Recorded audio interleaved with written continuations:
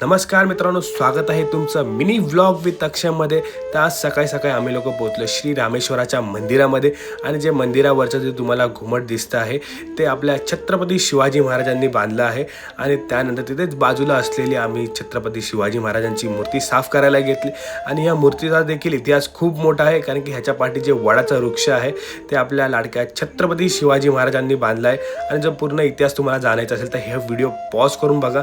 आणि त्यानंतर आज होता गणपतीचा विसर्जनाचा दिवस, म्हणून आमच्या इथे कोकणामध्ये सगळ्यांना जेवायला वाढतात आणि त्याला मामदा असं बोलतात. तर चला मग आरती करू आणि आपल्या लाडक्या बाप्पाला विसर्जनासाठी घेऊन जाऊ. गणपती बाप्पा मोरया. गणपती बाप्पा